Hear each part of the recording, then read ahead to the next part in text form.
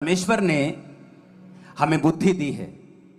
तो बाइबल कहती है जब शमूएल नबी दाऊद के घर में एक बच्चे को, यिशै के एक संतान को मसा करने के लिए गया, तो शमूएल नबी ने देखा सबसे लंबा ऊंचा, कहता यही होगा। परमेश्वर कहता नहीं, ये अयोग्य है। दूसरा सुंदर, तीसरा पढ़ा लिखा, राजा की सेना में, सबको अयोग्य अयोग्य। तो जब दाऊद आया तो वो छोटा सा बच्चा था, मुंह पे लाली थी, तो परमेश्वर कहता यही है, क्योंकि यहोवा का देखना मनुष्य का सा नहीं है। हालेलुया। परमेश्वर ने क्या कहा जब हम मत्ती की पुस्तक को पढ़ते हैं, तो उसने कहा 5:20 में, मैं तुमसे कहता हूं कि तुम्हारी धार्मिकता शास्त्रियों और फरीसियों की धार्मिकता से अगर बढ़कर ना हो तो तुम स्वर्ग के राज्य में कभी प्रवेश नहीं कर पाओगे। कौन थे शास्त्री और फरीसी? अगर आप उनकी फोटो को देखेंगे, किसी फरीसी की फोटो को देखेंगे अपनी स्क्रीन के ऊपर, तो ये फरीसी था। तो वो ऐसे कपड़े पहनते थे, दिखने में बड़े शानदार लगते थे, बड़े क्यूट, बड़े सुंदर दिखने में लगते थे। फरीसी ऐसे कपड़े पहनते थे। जिस तरह पांडा दिखने में बड़ा सुंदर लगता है, उसी तरह फरीसी भी दिखने में बड़े सुंदर लगते थे। इन दोनों फोटोज को साथ साथ रखना। पांडा भी बड़ा सुंदर दिखता है और फरीसी भी जो थे वो इस तरह से अपने बाहरी वातावरण को बदल के रखते थे। लेकिन प्रभु ने कहा अगर तुम्हारी धार्मिकता इनसे ज्यादा नहीं होगी तो तुम परमेश्वर के राज्य में, स्वर्ग के राज्य में कभी भी प्रवेश करने नहीं पाओगे। पांडा दिखने में सुंदर है, अंदर से क्या है? डंब। अंदर से क्या है? ये डंब है, बिल्कुल मूर्ख जानवर है। तो प्रभु ने उसको काम पे लगा दिया कि तू बांस ही खाता रहे, क्योंकि अगर तू बांस नहीं खाएगा, कुछ और खाकर एनर्जी पूरी कर लेगा, उसके बाद तू उल जुलूल हरकतें करेगा और तू मर जाएगा। तो परमेश्वर ने उसकी ग्रोथ को, परमेश्वर ने उसकी वो जो ब्लेसिंग है उसको एक लेवल के ऊपर बांध दिया है कि इससे आगे तू नहीं जा सकता है।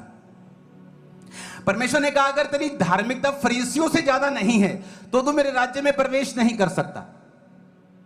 फरीसी क्या करते थे? आप जब भी बाइबल में देखेंगे तो फरीसी हमेशा यीशु मसीह के कामों का विरोध करते थे। उनको कोई मतलब नहीं था। जब भी उनको पब्लिक दिखती थी वो ये मेक श्योर करते थे कि यहां पर मैं यीशु मसीह की खिलाफत जरूर कर दूं एक बार।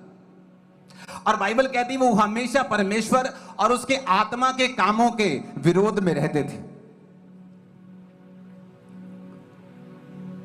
हालेलुया। वो ये मेक श्योर करते थे। और परमेश्वर ने क्या कहा? तुम दिखने में सुंदर हो सकते हो, अपने बाहरी वातावरण को सुंदर कर सकते हो, लेकिन हो सकता है जिस तरह पांडा बुद्धि में मूर्ख है उसी तरह तुम्हारे अंदर आत्मिक बुद्धि भी जीरो हो। तो परमेश्वर क्या करता है? इनको बांध के रखता है, एक लेवल के ऊपर इनको नहीं जाने देता।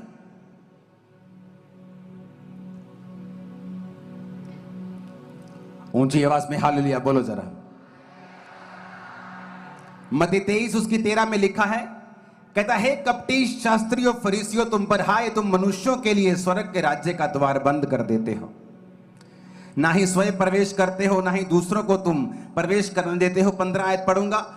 हे कपटी शास्त्रियों और फरीसियों तुम पर हाय, तुम एक जन को अपने मत में लाने के लिए सारे जल और थल में फिरते हो, परंतु जब वो मत में आ जाता है उसे दुगना नरकीय बना देते हो। ये बड़ी अच्छी लाइन है।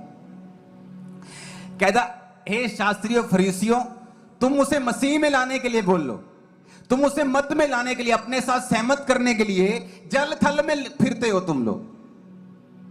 एक रूह को बचाने के लिए पास्टर बोलते हैं हम लोग दिन रात एक कर देंगे जी, मेहनत करते हैं, पर बाइबल कहती है जब वो तुम्हारे मत में आ जाता है उसे दुगना नरकीय कर देते हो।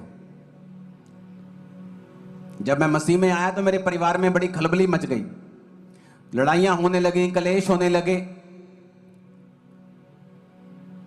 तो कुछ शास्त्रियों और फरीसियों ने उस जमाने के मेरा साथ भी दिया ताकि मैं उनके मत में आ जाऊं, मसीह में आ जाऊं। लेकिन जब आप जानते, जब ये सेवकाई खामरा की शुरू हुई 2007 में मीटिंग करनी मैंने शुरू की, 8 में आगे बढ़ी, संडे शुरू हुआ। मेरे सबसे बड़े विरोधी यही शास्त्री और यही फरीसी थे। परमेश्वर ने कहा तुम उनको अपने मत में लाने के लिए जल तल एक कर देते हो, लेकिन जब वो मत में आ जाता है, तुम्हारे साथ सहमत हो जाता है, तो उसे दुगना नरक बना देते हो। मैं ये क्यों आपसे कह रहा हूं? आपको सदूकी और फरीसियों की तरह अपने बाहरी वातावरण को चेंज करने की कोशिश नहीं, बल्कि अपने अंदर के वातावरण को चेंज करना है। सदूकी और फरीसी हर समय पौलुस की, पतरस की, चेलों की, जीसस की हर समय खिलाफत करने में लगे रहते थे। वचन कहता है, फिलिप्पियों के वचन को उस पढ़ेंगे जो सिर्फ इंग्लिश में आपके सामने आएगा, उसका एक कारण है। फिलिप्पियों 2 की 3 नहीं, 3 की 2 को पढ़ेंगे। इसे इंग्लिश में आप निकालेंगे। यह वचन जब आपको समझ आ जाएगा, इसमें लिखा है, watch out for those dogs, those people who do evil. फिलिप्पियों 3 उसकी 2 आयत। Those mutilators who say you must be circumcised to be saved. परमेश्वर ने कहा कुत्तों से क्या रहो, इंग्लिश हिंदी में लिखा कुत्तों से सावधान रहो, जो ये कहते हैं कि तुम्हें खतना कराना होगा सेव होने के लिए। क्योंकि सदूकी और फरीसी अभी भी कहते थे जीसस के आने के बाद भी कि तुम्हें खतना करवाना पड़ेगा बचने के लिए। तो बाइबल में पौलुस ने उनको क्या कहा है? डॉग्स कहा है, कुत्ते कहा है, वो जो काट कूट करने वाले होते हैं। पौलुस ने किनको कहा है? काट कूट करने वालों से चौकस रहो, जो तुम्हें काटना चाहते हैं, जो तुम्हारा विरोध करना चाहते हैं।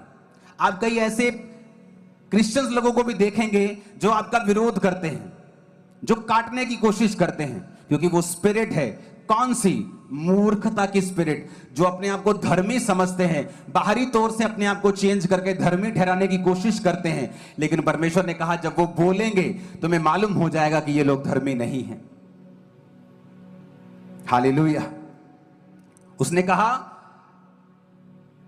म्यूटिलेटर किन्हें बोलते हैं? जो आपको डैमेज करना चाहता है, आपकी इमेज को, आपके बॉडी के किसी पार्ट को, आपकी लाइफ को, कि मैं इसकी इस खिलाफत में फलानी सेवकाई के ऐसे और डैमेज करूं। कोई, परमेश्वर ने कहा वो लोग कुत्ते हैं, कुत्तों से क्या रहो?